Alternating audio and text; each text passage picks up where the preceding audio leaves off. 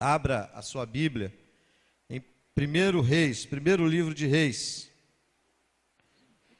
O tema da mensagem, baseado no texto que vamos ler, no livro de 1 Reis, capítulo 18, versículo 41 a 46, é o olhar da esperança.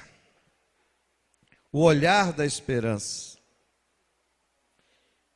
Num dia como esse, essa mensagem ainda ganha um peso ainda maior, devido a tudo que o nosso país tem vivido nesses últimos tempos. O olhar da esperança. 1 Reis, capítulo 18, a partir do verso 41. Então Elias disse a Acabe: sobe, come e bebe, porque há trovoadas de uma tempestade. Acabe subiu para comer e beber, mas Elias subiu ao topo do Carmelo, e inclinando-se por terra, pôs o rosto entre os joelhos, e disse ao seu servo: sobe agora e olha para o oeste. Ele subiu, olhou e disse: não há nada. Então Elias disse: volta lá 7 vezes. Na 7ª vez disse: uma nuvem se levanta do mar, do tamanho da mão do homem. Então Elias disse: sobe e diz a Acabe: prepara o teu carro e desce, antes que a chuva te impeça. Em pouco tempo, o céu se escureceu com as nuvens, e veio o vento, e caiu uma tempestade. Acabe subiu ao carro e foi para Jezreel. Amém. Vamos orar. Deus, obrigado pela tua palavra que lemos, obrigado por tudo que já pudemos participar aqui em teu nome, Senhor. Oramos para que o Senhor venha capacitar-nos agora, para ministrar essa palavra e para recebê-la. Que o Espírito do Senhor possa estar ministrando as nossas vidas nesse momento mais uma vez. Em nome de Jesus. Amém, Senhor. Amém. O olhar da esperança. O que estava acontecendo aqui, igreja? O profeta Elias, 3 anos e meio antes, Deus tinha, através do profeta, dito a ele: olha, diga ao meu povo que a chuva vai ser suspensa, que não vai ter chuva, que eu vou fechar o céu. E por que Deus tinha feito isso? Por causa do pecado do povo. O povo estava vivendo um tempo de corrupção moral, de corrupção política, de corrupção em todas as direções. E a pior de todas, o povo estava se voltando contra os princípios de Deus. O povo se tornou um povo que, influenciado por reis pagãos e agora por Acabe, era um povo que parece que nunca tinha ouvido falar de Deus, do Deus vivo, do Deus Todo-Poderoso. Era um povo que vivia totalmente alheio à vontade de Deus. E, meus amados, nós já sabemos que os nossos atos, eles não ocorrem no vazio. Tudo que nós fazemos, eles têm consequência. Todos os nossos atos produzem implicações. E a gente não pode esquecer disso.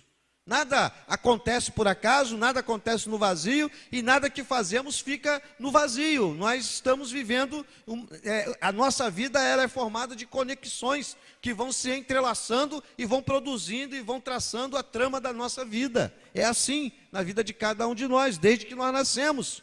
Ou melhor, já estando no ventre das nossas mães já é assim. Porque ali já estamos sendo alvos de influências.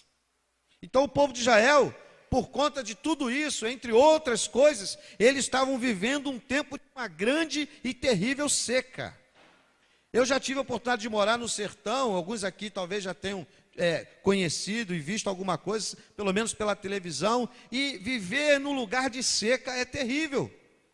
Seca é um lugar de tristeza. Seca, aqui mesmo na nossa região, quando a gente fica um tempo sem chuva, fica todo mundo meio cabisbaixo, todo mundo preocupado, todo mundo pensativo: e agora, como vai ser, como vai ser? A chuva não vem, e tem que chover, e está faltando água.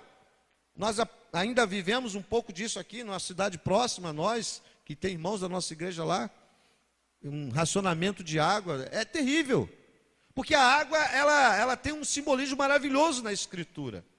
Onde falta água, falta vida. Onde falta água, falta espaço para plantar, falta comida, falta alegria, porque a água produz tudo isso. A água, ela tem esse sentido. Não é à toa que em toda a Bíblia, quando se fala de água, está se falando de coisas positivas, de coisas boas, de ações de Deus na nossa vida. E naquele tempo, aquela seca que Deus implementou através da palavra profética de Elias, aquilo era ao mesmo tempo um juízo de Deus e uma lição. Olha, está faltando vida para vocês, porque vocês têm ignorado a vida. E é assim na história da humanidade.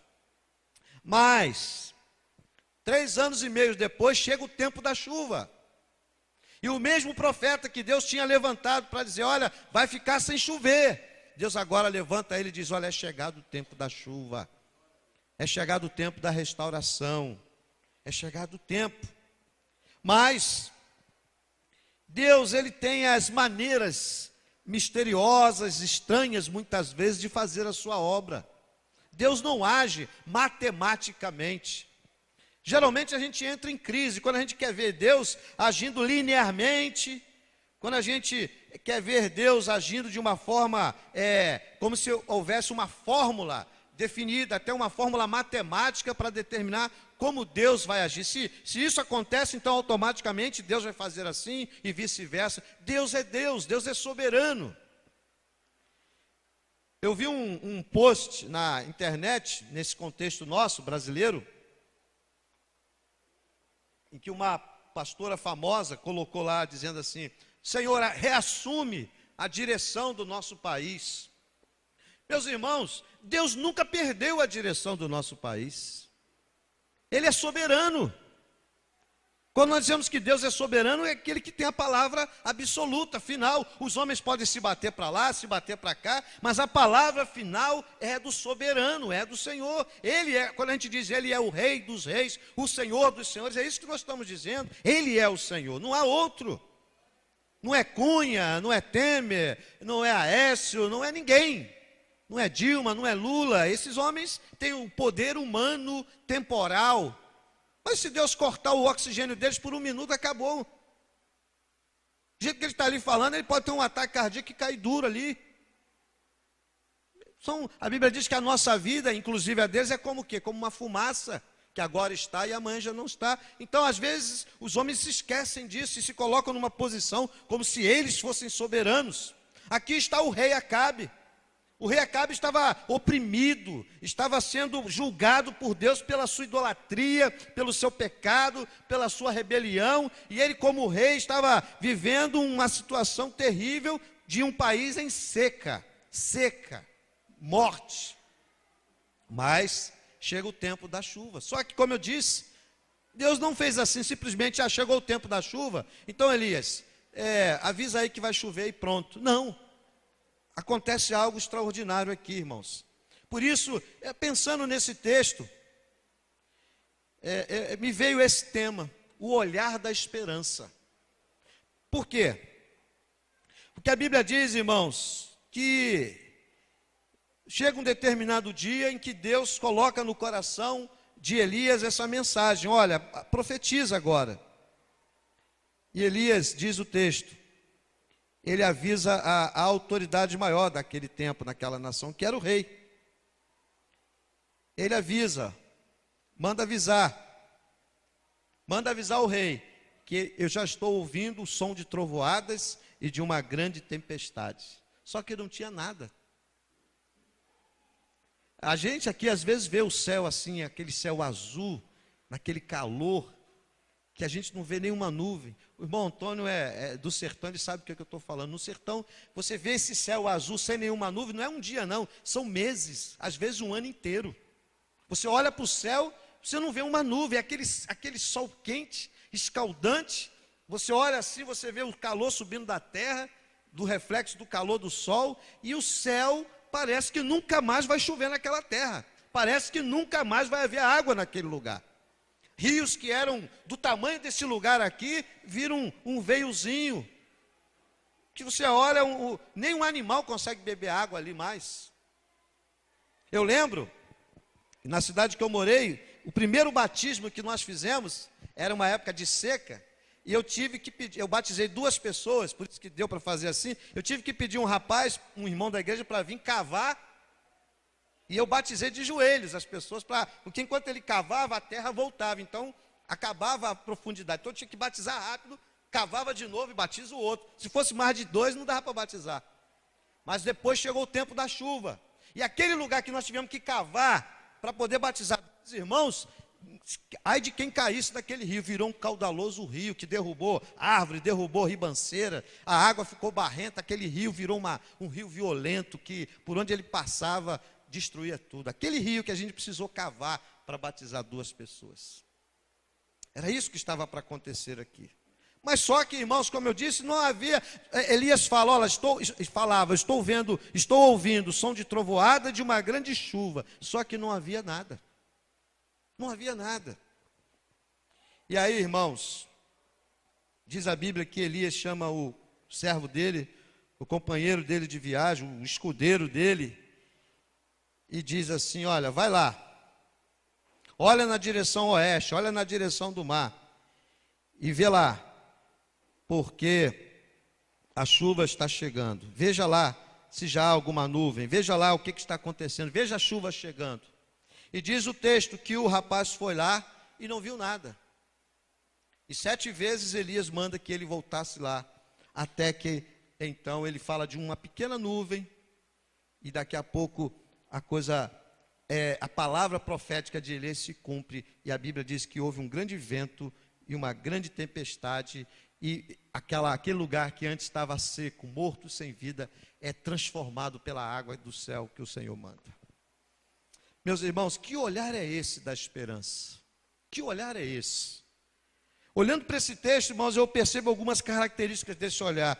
Uma delas é que esse olhar, ele nasce da oração. A Bíblia diz que Elias, ele sobe no monte, e ele se ajoelha, e ele põe o seu rosto sobre os joelhos. Essa é a imagem do profeta ajoelhado orando. E talvez não, o que ele estava fazendo? Ele estava orando: Senhor, cumpre a tua palavra. O Senhor disse que o tempo da chuva chegou. E pela fé eu já ouço o barulho dos trovões e da tempestade. Então, Senhor, agora, quando eu vou mandar o meu servo lá, dar o sinal da chuva, Senhor, cumpre a tua palavra, irmãos. Elias estava de olhos fechados, orando, mas o olhar dele era um olhar de esperança. É na oração que nasce o olhar da esperança, irmãos. É na oração. É na oração que Elias vê e ouve o barulho de uma grande chuva. Elias não ficou andando de um lado para o outro, questionando: será que vai chover? Mas eu não vejo nenhuma nuvem, eu não vejo nenhuma evidência de chuva, eu não vejo nada, não tem nada. E você sabe, nós sabemos que chuva não nasce de uma hora para outra. É preciso todo um processo de chuva, um processo de calor, um processo de temperatura, um processo de nuvem. E não é qualquer nuvem que produz chuva. Não é de repente, não é do nada. E quando você olha para um céu e parece que aquele céu morreu, não há mais nuvem naquele céu, todas as evidências são contrárias. Mas ele estava de joelhos. É de joelhos que o olhar da esperança nasce, irmãos. É de joelho, não é murmurando, não é reclamando, não é questionando. É de joelhos que o olhar da esperança nasce. Uma outra evidência, uma outra lição que a gente aprende nesse episódio maravilhoso da palavra de Deus, é que esse olhar da esperança, irmãos, é um olhar que permanece firme nas promessas de Deus. Porque a quem tinha dado essa promessa a Elias foi o Senhor. O Senhor disse a Elias que durante 3 anos e meio não choveria sobre a terra, sobre aquela região, sobre aquele lugar. Então, quando Elias agora recebe a palavra de Deus de que era o tempo da chuva, e ele se ajoelha, ele começa a orar, clamando a Deus pelo cumprimento da promessa, da profecia, da palavra, e ele manda o seu servo olhar, e o seu servo volta com um relatório totalmente negativo. Ele diz: olha, não tem nada. O céu está limpo, não tem nada. O céu está azul, o calor é imenso, não tem nada, nem um sinal, nem um risco. Mas a Bíblia diz, irmãos, que a despeito desse relatório, Elias, ele não desiste. Ele continua crendo, e ele manda que aquele homem, aquele jovem, fosse lá 7 vezes. 7, simbolicamente, é o número de Deus. É o número da perfeição. 7 vezes, vá lá, porque Deus é perfeito, Deus não faz nada pela metade, o que Deus faz é real. Então vai lá, porque Deus falou que é o tempo da chuva. Vai lá 7 vezes, até que você veja, porque Deus vai fazer, irmãos. Deus faz. Então esse é um olhar sobrenatural, é um olhar, irmãos, cheio de expectativas. É um olhar que vê com os olhos da fé. É um olhar que, como eu disse, vê com os olhos da oração. É um olhar que recusa desistir até que Deus faça. É um olhar que permanece firme nas promessas de Deus. Esse é o olhar da esperança. Deus prometeu, e eu vou continuar olhando, 1, 2, 3, 4, 5, 6, até que Deus mande a promessa ser cumprida. Terceiro lugar, irmãos, a gente aprende na experiência de Elias, que esse olhar da esperança, irmãos, é um olhar que vê o que a maioria não vê. Ninguém tinha uma visão que Elias tinha naquele momento.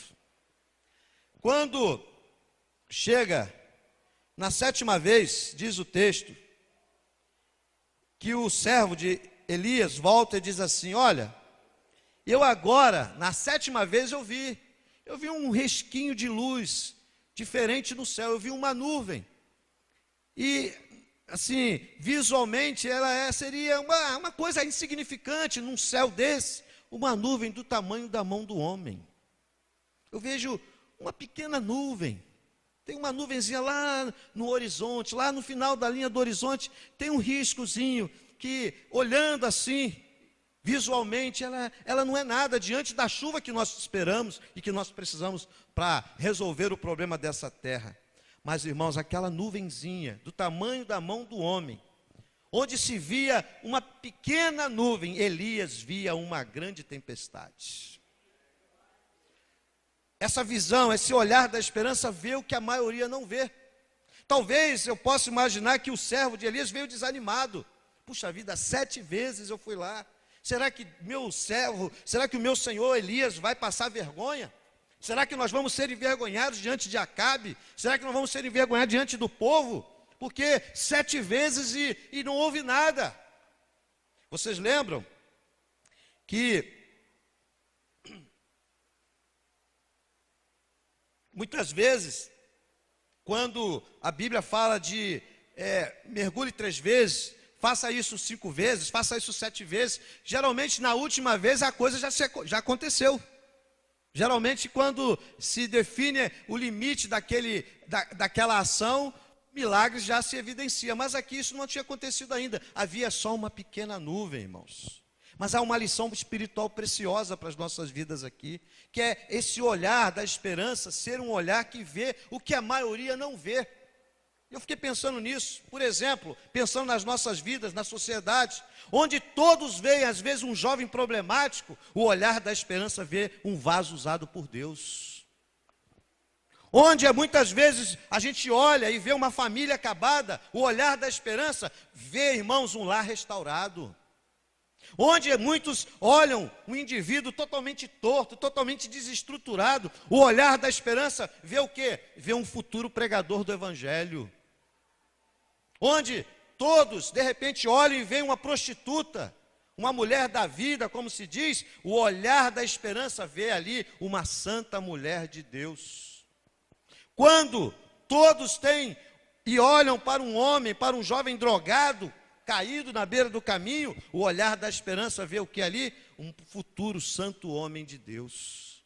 O olhar da esperança, irmãos, vê aquilo que ninguém vê. O olhar da esperança, quando o médico diz assim, não tem jeito, está condenado, é uma doença fatal. O olhar da esperança pode olhar e dizer, não, mas para Deus há solução, há cura. Eu vejo um corpo restaurado, eu vejo uma doença curada, eu vejo pelo olhar da esperança. A Bíblia diz que nós somos movidos pela esperança, mas não é uma esperança qualquer.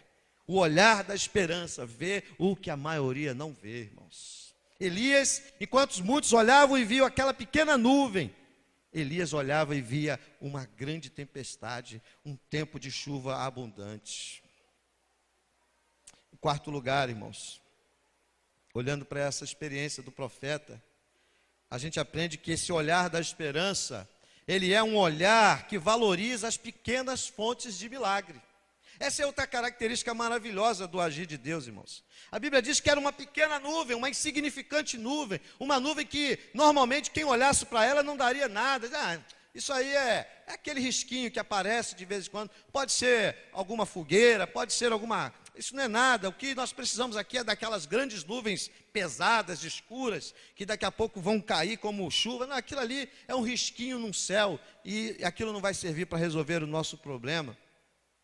Mas é interessante, irmãos, como Deus ele pega coisas tão insignificantes.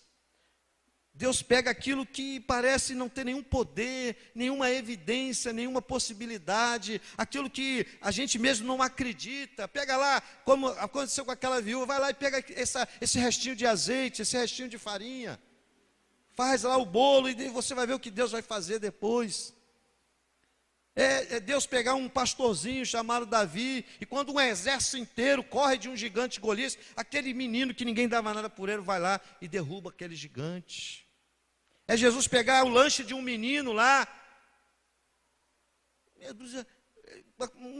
um lanche do menino. Talvez quando aquele menino foi, eu quero ouvir o que esse Jesus está dizendo, a mãe botou lá no alforje dele, 5 pães e 2 peixinhos, isso aí é para você comer, meu filho, que você vai passar o dia na rua. E aquele lanchezinho virou uma alimentação para milhares de pessoas. Aquilo que a gente olha, irmãos, pequenas fontes. Talvez, irmãos, o que vemos hoje na nossa vida seja muito pequeno em relação àquilo que Deus há de fazer. Mas o agir de Deus é assim, irmãos. Não sei se você está entendendo. Ele faz coisas grandes com aquilo e de onde menos se espera. É assim que Deus faz. Deus surpreende a gente. De repente, aquele irmão que chega na igreja gago, que não sabe nem falar direito, vai falar uma dificuldade, e eu já testemunhei isso. Daqui a pouco Deus transforma aquele homem num pregador poderoso do evangelho. Eu tenho um amigo que ele era gago quando ele se converteu. Hoje ele é um pastor, é professor de seminário, é treinador de missionários. É pastor lá no Rio de Janeiro.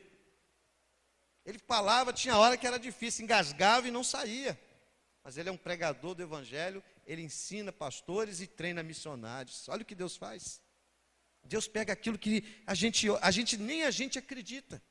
De repente você não está acreditando nem na sua própria vida, nem você acredita em você, mas o olhar da esperança nos ensina que Deus, esse olhar da esperança nos leva a olhar para Deus e entender que Ele, o Senhor, é capaz de pegar pequenas coisas e fazer grandes milagres. Daquilo que parece insignificante, irmãos, Deus cria coisas extraordinárias. De onde ninguém vê, Deus traz uma grande bênção. O que era uma pequena nuvem diante da necessidade? Não era nada, mas ali estava o início de um grande e maravilhoso milagre. Talvez na sua vida hoje o que há é apenas uma pequena nuvem, mas o olhar da esperança nos ensina que esse olhar, ele nos faz entender que pequenas fontes bastam para que Deus possa produzir grandes milagres, irmãos. Quinto lugar, irmãos, o olhar da esperança é um olhar que contagia outros com esperança. Porque, irmãos, na primeira vinda daquele servo de Elias, quando ele chega, ele diz assim, ele é enfático, ele diz, Elias, não tem nada. Você está falando de chuva, mas não tem nada, o céu continua fechado para a chuva, continua aquele azul forte, calor, sol quente, e não há nada, não há nem sinal de chuva. Você está falando de chuva? Não sei, talvez Elias, de tanto orar, ficou lelé, ele não está, talvez o calor afetou o raciocínio de Elias não está regulando bem, geralmente é assim, irmãos. Quando Deus usa uma pessoa, quando Deus levanta uma pessoa, ele geralmente não vai ser bem entendido por todo mundo, é assim. Mas o que acontece aqui? Elias disse, não desista, volta lá. A Bíblia não diz, mas você acha, qual foi o comentário dele na segunda vinda? Elias, continua não tendo nada. Volta lá. Elias, nada. Volta lá, nada. Ele era obediente, era submisso. Volta lá. Aí na 7ª vez ele, talvez pensando assim, pelo menos eu vou ter alguma coisa diferente para dizer. Se antes não tinha nada, agora pelo menos tem uma nuvenzinha do tamanho da palma de uma mão. Elias, tem ali. Mas irmãos, preste atenção, cada vez que Elias dizia para aquele jovem, vai lá, e as pessoas que poderiam estar ali ouvindo aquele diálogo e vendo a atitude de Elias, aquilo ali, irmãos, aquela mensagem, aquela postura, era uma mensagem que desafiava outros a crerem na chegada da restauração, irmãos. Alguém tem que crer. Alguém tem que se postar com um olhar de esperança numa casa, irmãos. É assim que Deus faz normalmente. Deus levanta alguém numa família e o olhar da esperança é colocado naquele coração. E ainda que as pessoas não acreditam, mas ele crê 7 vezes. Não há nada, mas nas 7 vezes vai começar a ver o sinal e a chuva vai chegar. É o olhar que contagia outros com esperança. Nós já sabemos que o negativismo ele é contagioso. Se você falar uma coisa ruim, olha, por exemplo, se daqui a pouco sair um boato, ou amanhã vai ter uma guerra civil, amanhã vai fechar tudo, as pessoas, os comerciantes vão fechar, as pessoas não vão trabalhar, isso é contagioso. Mas se falar assim, ó, o presidente novo que assumiu, decretou aumento de salário, do salário mínimo, será que é verdade? Não acredito. Um exemplo disso, se você falar bem sobre uma pessoa, será? Mas se você ouvir falar mal, automaticamente você já acredita naquilo, facilmente até alimenta aquilo. É a nossa característica. Nós temos uma tendência, você lembra lá, quando o povo estava na beira da terra prometida, um episódio tão conhecido da Bíblia, e aqueles 10 espiões falaram, não, a terra é maravilhosa, os 12 falaram, a terra é maravilhosa, a terra é sensacional, é uma terra jóia, maravilhoso para morar ali. Mas aí 10 falaram assim, mas aquela terra tem esse. Aí começaram a falar das dificuldades que eles teriam para tomar posse daquela terra. Mas 2 levantaram e disseram, não, mas nós vamos lá, Deus está conosco. Mas eles foram contagiados pelo quê? Pela incredulidade, pelo negativismo, pela falta de fé, pela coisa ruim. E pereceram por causa disso. Nós pregamos sobre isso aqui na quarta-feira. Mas, irmãos, diferentemente, o olhar da esperança é um olhar que contagia outros com a esperança. E não é melhor você estar do lado de quem tem um olhar de esperança? É muito melhor você estar do lado de gente que olha para a vida com esperança, que diz, olha, está difícil, mas há uma saída, há um Deus em nossa vida, há um Senhor soberano, há um Deus sobre nós, e Ele tem saída, Ele tem recursos, Ele tem poder, Ele pode fazer o impossível, de nada Ele pode fazer tudo, de uma pequena nuvem Ele pode trazer uma abundante chuva. É um olhar que contagia outros com esperança. Esse olhar da esperança também, irmãos, a gente aprende aqui, que é um olhar que sabe para onde olhar. Isso é muito importante, irmãos. Quando Elias fala com o seu servo, ele não disse assim, meu filho, olha em qualquer direção, pelo amor de Deus, e vê se você vê algum sinal de chuva. Vê se você vê algum risquinho de chuva, porque é tempo da chuva. Então olha aí, vê se você acha aí alguma coisa. Não, ele disse assim, olha naquela direção, olha na direção oeste, olha na direção do mar. Sabe o que eu aprendo com essa atitude? Que o olhar da esperança sabe para onde olhar, irmãos. Ele não fica achando, procurando em qualquer lugar, qualquer coisa. Ele sabe em que direção olhar, ele sabe em que direção buscar. Elias aqui, como eu disse, ele foi específico. Ele não falou diferente, ele disse, vai naquela direção. E durante aquelas idas e vindas do seu servo, ele não disse, não, se lá não tem nada, olhe em outra direção. Não, ele continue indo lá, continue indo naquela direção. A questão que se levanta nesse ponto da mensagem é uma questão importante para nós. Para onde está o teu olhar hoje? No Salmo 123, o salmista declara algo muito importante. E vale a pena a gente ler esse salmo. Os 2 primeiros versículos. Diz assim, ó, tu que habitas nos céus, a ti elevo os meus olhos. Assim como os olhos dos servos atentam para a mão de seu senhor, e os olhos da serva para a mão de sua senhora, também nossos olhos estão atentos ao Senhor nosso Deus, até que Ele se compadeça de nós. Para onde está o teu olhar? Nós sabemos, irmãos, nessa nossa conjuntura política, a gente precisa, como cidadãos, participar, nos posicionar, ter as nossas opções, fazemos o nosso juízo de valor das lideranças que tem em todos os níveis da política. Mas nós sabemos, irmãos, que acima de tudo e de todos, o nosso olhar, a nossa esperança não está no homem. Porque, irmãos, os homens são falhos, os homens são limitados. A maior evidência que você tem de que os homens são limitados é olhar para você mesmo. Chega no espelho e você vai encontrar a evidência disso. Nós somos falhos. Por isso que nós temos que definir para onde eu olharei, para onde estará o meu olhar. O salmista diz: os meus olhos estão fitos no Senhor.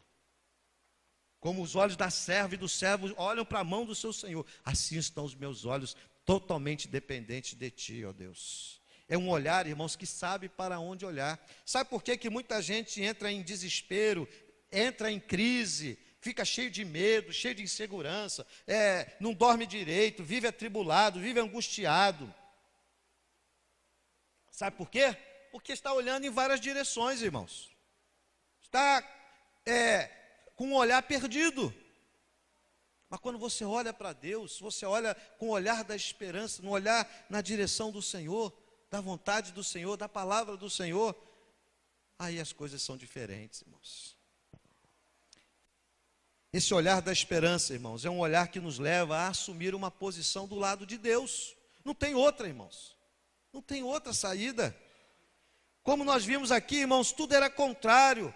A despeito das forças contrárias. Você lembra que o contexto em que Elias está profetizando era um contexto de idolatria, de perdição, de loucura, de devastação espiritual, política, econômica. Era um tempo de crise, era um tempo terrível. Por isso Deus levantou um profeta como Elias para profetizar naquele tempo. Era um tempo de contrariedades, tudo era dificuldade, mas a Bíblia diz que Elias permanece firme, olhando com fé para o futuro, sabendo que Deus é soberano e que Ele nunca perde o controle. Então ele disse: bem, ou eu assumo uma atitude do lado de Deus, ou eu vou estar perdido como o povo que eu estou profetizando a eles. Quando ele diz assim: não, vai chover, Deus disse que vai chover. Ah, mas não tem nada. Não, mas Deus falou, vai lá 1, 2, 3, 4, 5, 7 vezes, porque a chuva virá. Quando Elias faz isso, o que ele está fazendo, irmãos? Ele está assumindo uma postura do lado de Deus. Deus disse que é assim, e assim há de ser. Isso é difícil, irmãos. A gente aqui sentado, ouvindo uma palavra assim, a gente diz: não, isso é verdade, glória a Deus, é assim que tem que ser. Mas quando chega no dia a dia, a gente rói a corda. A gente, não, peraí, eu não posso ser radical, a gente tem essa tendência. É por isso que naquelas terras onde o evangelho é perseguido, onde os crentes não têm a liberdade que nós temos, os crentes são mais fiéis, são mais dedicados, são mais firmes. Por quê? Porque ali ele tem que tomar essa atitude todo dia. De repente o filho dele vai chegar em casa de noite e vai dizer: mãe, hoje a minha professora disse que eu não vou poder ter a bolsa de estudo porque eu sou cristão. A bolsa de estudo é só para os muçulmanos, como acontece em muitos lugares. Ou o meu coleguinha me bateu porque eu sou cristão, eu reclamei com a professora, ela disse: não, o cristão tem que apanhar mesmo. E você não pode fazer muita coisa. Você vai dizer: meu filho, vamos orar, porque nós somos cristãos e você sabe que aqui nessa terra nós vamos sofrer, porque nós somos minoria e não somos compreendidos. Eles fazem isso porque eles não conhecem a Deus. Vamos orar, meu filho, o que você vai poder fazer é orar e confortar o seu filho. Imagine isso, você que é pai, você que é mãe. Isso acontece, daí para pior. Vocês lembram da história do Mohammed, que o pastor Mário contou aqui? Aquilo não é historinha, aquilo é fato. E aquilo, irmãos, acontece, continua acontecendo, e até a volta de Jesus vai acontecendo. Então, aqueles cristãos, eles têm que assumir uma postura do lado de Deus. Eles não têm como ficar fazendo corpo mole, divagando na vida cristã. Ou eles são do Senhor, ou eles não são. É assim que funciona nesses lugares. Então, quando você conhece um crente daquele, você percebe que há o quê? Há um compromisso maior com Deus, um comprometimento real. Eles assumiram uma postura, e o olhar deles tem que ser um olhar de esperança, porque eles entendem que a vida deles está totalmente dependente de Deus. Nós cantamos isso hoje aqui, mas às vezes é tão difícil praticar isso, viver isso. E uma das razões é porque nós temos muita facilidade. Nós ainda vivemos numa terra onde a gente tem muita liberdade, onde você pode comprar Bíblias, você pode presentear Bíblias, você pode orar em praça pública. Se você pegar uma Bíblia, for ali para o meio da praça, pegar uma caixinha de som, começar a pregar, só se perturbar muito, mas normalmente ninguém vai ter coragem de ir lá, mandar parar. Mas em outros países você vai levar uma pedrada, uma paulada, um tiro. É assim. Um olhar que nos leva, irmãos, a assumir uma postura, uma posição ao lado de Deus. Concluindo, irmãos, caminhando para a gente fechar essa reflexão, talvez a gente poderia resumir toda essa descrição na experiência de Elias sobre o que é esse olhar da esperança. Porque você percebe que ainda que Elias mesmo não fosse lá, mas ele estava ali orando e orientando o seu servo que fosse olhar e ver a evidência da promessa de Deus chegando. Aquela atitude de Elias era atitude de olhos fechados, mas com um olhar de esperança, dizendo: a chuva vai chegar, a chuva vai chegar. A despeito de tudo que está ao meu redor que diz que não, mas o Deus que eu sirvo disse que é o tempo da chuva chegar. Então vai lá, porque é uma hora você vai ver que isso vai acontecer. E ele foi tão convicto dessa palavra que ele disse ao rei: ei, é melhor você pegar a sua carruagem e descer. Era mais ou menos 25 quilômetros. Desce, porque a chuva que vai vir vai ser tão forte que você não vai conseguir atravessar essa estrada com a carruagem real, porque vai vir muita chuva. Então, você sabe que quando demora a chover, aquilo vira uma situação de secura, e quando a chuva vem, vira aquela lama. Então, ele disse: vai, porque a chuva que vai vir vai ser grande, vai ser forte, vai ser poderosa, e as estradas vão ficar prejudicadas. É melhor você descer logo, porque a chuva vai chegar. Só que, meus irmãos, quando se olhava para o céu, não tinha nada. Só na última olhada que apareceu um pequeno risco do tamanho da mão do homem, uma pequena nuvem, irmãos. Então a gente pode pegar tudo isso aqui e resumir numa frase: esse olhar da esperança, irmãos, é o olhar de quem conhece a Deus. É o olhar de quem conhece o Senhor, irmãos. Elias, ele conhecia a Deus. Elias era um homem que tinha experiência com Deus. Elias era um homem que tinha comunhão com Deus. Elias era um homem que era impactado pela palavra de Deus. Era um homem que se deixou envolver integralmente pela palavra de Deus. Então, meus queridos, o tipo de relação que você tem com Deus determinará o tipo de olhar que você tem em relação à vida. O tipo de relação que você tem com Deus vai determinar o tipo de olhar que você tem em relação à vida. Se eu não tenho relação com Deus, o meu olhar para a vida vai ser um. Agora, se a minha relação com Deus é real, é íntima, é verdadeira, é coerente, o meu olhar para a vida vai ser um olhar de esperança. O contrário de esperança é desespero. É por isso que nós vivemos numa era de desespero.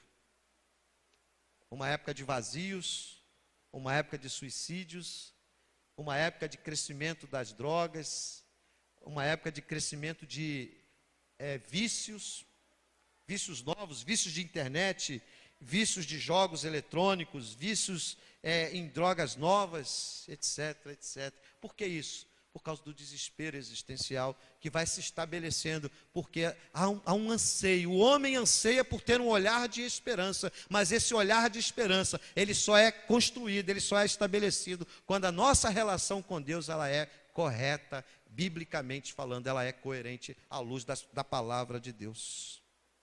O profeta Isaías, no capítulo 45, versículo 22, ele profetizou assim: olhai para mim, não é olhar para o profeta, olhar para Deus. Ele diz: olhai para mim e sereis salvos, vós, todos os confins da terra, porque eu sou e não há outro. Eu sou o Senhor e não há outro.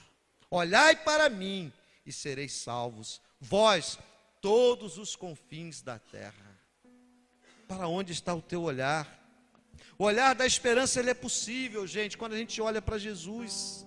Ele, Jesus, é a fonte, é o centro das possibilidades de Deus na nossa vida. Quando Pedro e João um dia estavam entrando no templo, vocês conhecem a história, ali estava um homem aleijado, um homem que vivia de esmolas, e o olhar dele era o olhar para as mãos de quem dava esmola para ele. Mas um dia chega Pedro e João indo orar, 3 horas da tarde, a hora 9, e quando ele chega lá, que ele olha para aquele homem, a Bíblia diz que Pedro diz para ele: olha para nós. Mas aquela palavra de Pedro, olha para nós, ela significava espiritualmente, olhe para Jesus, porque Pedro e João estavam ali como representantes de Jesus. Como assim, pastor? Como é que você prova isso? Com toda tranquilidade. Depois, ali quando Pedro ora por aquele homem, ele diz assim: em nome de Jesus Cristo Nazareno, levanta e anda. E depois, quando ele entra no templo, e fica todo mundo impactado. E o que houve? O que aconteceu? Esse homem era um aleijado, agora ele está aqui saltando e dando glória a Deus. O que houve? O que houve? Aí Pedro toma a palavra e diz: não fomos nós que fizemos tal coisa, mas aquele que vocês rejeitaram, Jesus Cristo, é no nome dele que deu força a ele, e ele está curado aqui. É o olhar da esperança. Hoje, nós lemos um texto do Velho Testamento. Jesus ainda não havia sido encarnado, Jesus já existia, ele é eterno, mas ele ainda não tinha se manifestado como se manifesta a partir do Novo Testamento. Hoje, o olhar da esperança, ele se estabelece quando nós olhamos para Jesus. Essa profecia de Isaías, ela se cumpre quando nós olhamos para Jesus. Como alguém pode ser salvo hoje? Olhando para Jesus, o autor e o consumador da nossa fé. Então, esse olhar da esperança, ele é possível hoje, quando nós olhamos para Jesus. Diz a Bíblia aqui no texto que lemos, irmãos, que daqui a pouco, aquela nuvem que não valia nada, uma pequena nuvem, ela se transformou numa grande tempestade. Veio uma chuva torrencial. Primeiro veio o vento. É interessante isso. O vento nos lembra o quê? O Espírito Santo, o mover de Deus. Depois veio a chuva. Irmãos, quando se fala de chuva, nós estamos falando de restauração, nós estamos falando de derramar de vida. Isso é tão simbólico que quando se fala, por exemplo, de épocas de avivamento espiritual, a gente fala que Deus derramou uma chuva de avivamento. Chuva é restauração. Meu irmão, talvez hoje na sua vida precisa haver uma chuva. Talvez a sua vida hoje está seca, é um deserto, 3 anos e meio de seca. Mas quem sabe Deus hoje quer trazer chuva na sua vida. Quem sabe hoje é o tempo de Deus começar a derramar essa pequena nuvem, transformá-la numa grande e maravilhosa bênção de Deus. Se você quer que nós oremos por você nessa noite, para que a luz da palavra de Deus, de tudo aquilo que você ouviu nessa noite, através dos cânticos, através das orações, você entendeu que chuva é restauração, irmãos. Talvez você olhe para a sua vida hoje e não vê nada. Puxa vida, o que eu vejo? Da onde Deus pode produzir algo novo na minha vida? Talvez você esteja na primeira olhada, talvez na segunda, talvez na terceira, talvez na quarta, talvez na quinta, talvez na sexta, ou talvez já na sétima. Você olhe, o que está acontecendo comigo? Essa enfermidade, esse problema, essa luta, essa batalha, esse pecado. Em Cristo há restauração, em Cristo há salvação, em Cristo o olhar da esperança, ele se forma, ele se estabelece. Isso é tão forte, irmãos. Quando Jesus, irmãos, ele veio, os judeus que esperavam o Messias, e diz os historiadores que na época que Jesus veio, era uma época de intensa esperança messiânica, ou seja, as pessoas estavam na expectativa de que o Messias viesse. Aí de repente chega Jesus. Só que eles esperavam um grande guerreiro, um grande general. E um general, um grande guerreiro, normalmente ele vem montado o quê? Num grande cavalo imponente, um cavalo branco, um cavalo armado, um cavalo, e ele vem com armaduras, ele vem com armas, ele vem numa posição assim poderosa, impostando respeito. Aí de repente Jesus entra em Jerusalém, montado num burrinho. Até o andar do burrinho é assim, humilde, né? O burrinho ele não consegue ser imponente, parece que ele vai quicando assim, parece coisa de criança. E Jesus está ali em cima. Os líderes religiosos não deram nada, esse aí é o Messias? Esse homem aí? Mas ali, irmãos, estava o Salvador da humanidade, o nosso Senhor, o Rei dos Reis, o Senhor dos Senhores, aquele que tem o poder, o cetro na mão, aquele que, como diz a Bíblia, vai voltar e com poder e grande glória. Olha que coisa tremenda. Então você precisa se aproximar desse Jesus. Se você quer que nós oremos por você, se você está entregando sua vida a Cristo nessa noite, se você quer que nós oremos por algum problema da sua vida, se você quer trazer esse problema para o Senhor, para que essa chuva do Senhor venha sobre a sua vida. Eu convido você a sair do seu lugar, vir aqui à frente, nós vamos orar por você agora.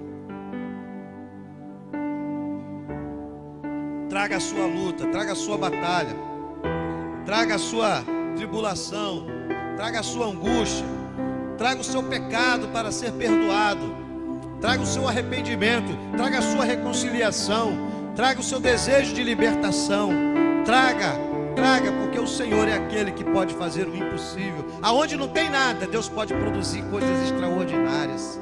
Quando ninguém vê, Deus faz. Quando parece que não tem, mas o olhar da esperança nos leva a ver aquilo que ninguém vê, aquilo que ninguém acredita. Não tem mais jeito para esse rapaz, não tem mais jeito para aquele homem, não tem mais jeito para aquela família, não tem mais jeito para aquele doente, não tem mais jeito para a minha vida. Há uma pequena nuvem ainda, e daquela nuvem Deus pode produzir uma grande tempestade. E onde há seca, aonde há morte, Deus manda a vida, Deus manda a água é vida, é restauração, é renovo, é transformação. Imagine como aquela terra, depois que aquela chuva veio, como é que aquela terra ficou.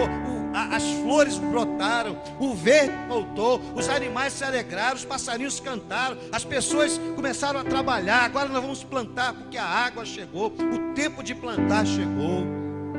É o tempo de Deus, irmãos. 3 anos e meio, quanto sofrimento, quanta luta, mas chegou o tempo da chuva.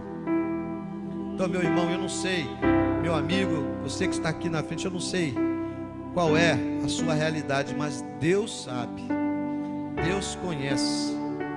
E eu encorajo você a assumir a postura de Elias. A Bíblia diz que Elias, ele se colocou em oração. Então que a partir desse seu ato de vir aqui à frente, você possa se colocar nessa postura de busca do Senhor, ao lado de Deus.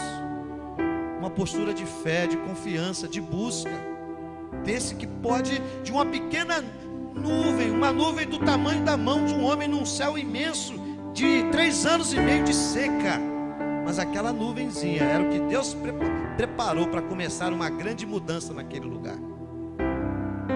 Hoje, talvez seja isso que esteja diante de você, uma pequena nuvem, mas dessa pequena nuvem Deus pode fazer algo extraordinário, grandioso, que você vai se surpreender.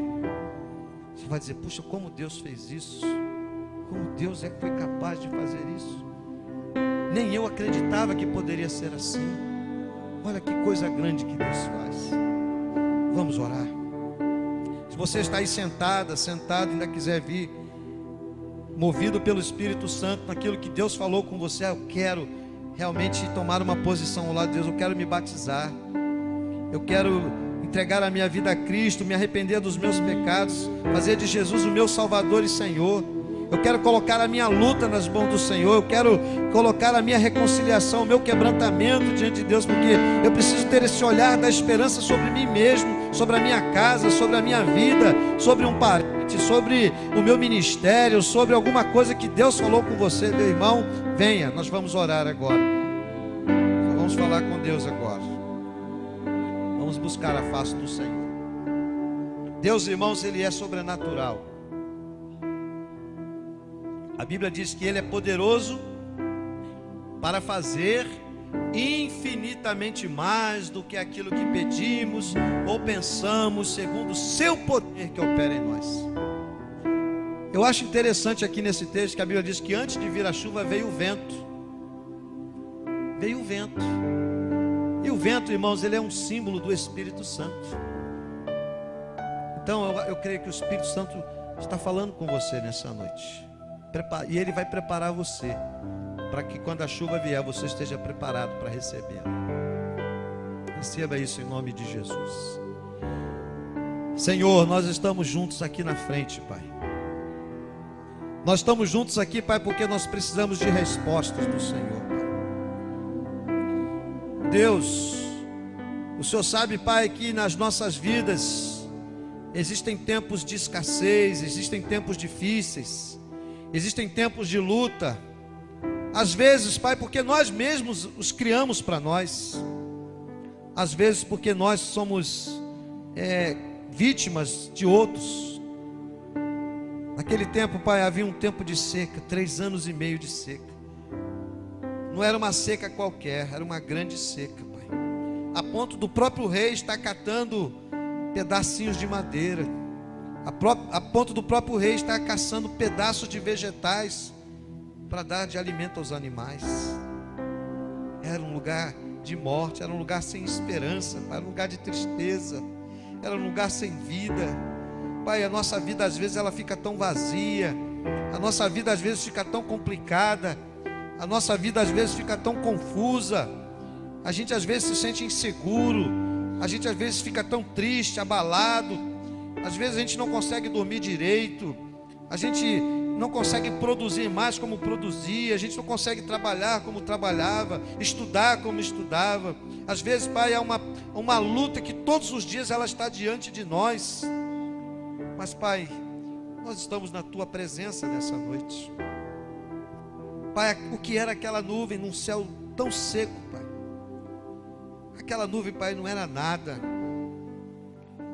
Isso é tão expressivo que a Bíblia faz questão de dizer, ela era do tamanho da mão do homem. O que era isso simbolicamente num momento de tanta seca? Não era nada, Pai. Mas o Senhor colocou no coração do profeta aquele olhar da esperança. E ele disse, antes mesmo, olha, eu já estou ouvindo o barulho de grande chuva. E ele já disse para o rei, vai lá, rei, vai embora, porque a chuva vai vir. Talvez o rei tenha rido da cara de Elias. Ele não acreditou. Mas Elias, ele tinha um olhar de esperança. Ele disse, não, meu Deus vai cumprir. O meu Deus vai fazer. Porque Ele é fiel para fazer infinitamente mais do que aquilo que pedimos ou pensamos, segundo o seu poder que opera em nós. Então, Senhor, aqui nós estamos, há vidas aqui, Pai, que precisam da intervenção do Senhor. Nós estamos aqui, Pai, porque reconhecemos isso. Pai, manda a chuva que precisamos, manda a resposta que precisamos. Naquele dia eles precisavam de chuva. Pai, qual é a resposta que nós precisamos? O Senhor sabe, então manda para nós, Pai. Abre as portas, abre o céu, Senhor. Que esses pequenos sinais, que às vezes nem nós estamos enxergando, Pai, mas o Senhor já tem mandado, Pai, que eles se transformem numa grande resposta dada pelo Senhor. Traz a resposta para esses irmãos, para essas irmãs, para essas vidas que estão aqui. O Senhor os trouxe aqui com algum propósito no coração. De alguma forma essa palavra, este culto falou com eles. Então, Senhor, em nome de Jesus, manifesta o Teu milagre, manifesta o Teu poder, manifesta a Tua glória, manifesta a Tua majestade, manifesta, Pai, o poder da Tua palavra. E que, Pai, haja um olhar da esperança hoje nascendo no coração dos Teus filhos e das Tuas filhas, Pai. Que eles saiam daqui nessa noite com o olhar da esperança, olhando para o futuro diferente, Pai, com o olhar firmado no Senhor, com o olhar firmado em Jesus, como aquele que começa e termina todas as coisas. Abençoa, Senhor, visita o coração deles, fortalece, meu Deus, restaura o que precisa ser restaurado, cura o que precisa ser curado, Senhor. Move o que precisa ser movido. Conserta o que precisa ser consertado, Senhor. Tira o que precisa ser arrancado, Senhor. Muda o que precisa ser transformado. Pai, traz água onde há seca, Pai. Traz o milagre de acordo com a necessidade, Pai. Tem misericórdia, Senhor. Ministra sobre essas vidas o Teu poder, Pai. Pai, em amor, nós oramos por eles agora e pedimos que a bênção do Senhor venha sobre essas vidas, Pai. Que o Senhor manifeste, Pai, a Tua obra sobrenatural sobre eles. Que o poder do Senhor seja tão visível na vida deles, como foi naquele dia, quando aquele vento e aquela chuva chegou naquela região desértica de Israel, Pai. Abençoa, meu Deus. Manda a resposta, Pai. Ainda, Pai, que o olhar que temos seja de uma coisa tão pequena, mas dessas coisas pequenas o Senhor vai produzir coisas grandiosas, Pai. Pela fé, Pai, nós declaramos isso, nós confessamos isso, nós queremos concordar com o Senhor nisso, Pai. Faz, Pai, coisas grandes a partir das coisas pequenas que hoje estamos vendo na nossa vida, Pai. Realiza o Teu milagre, Senhor.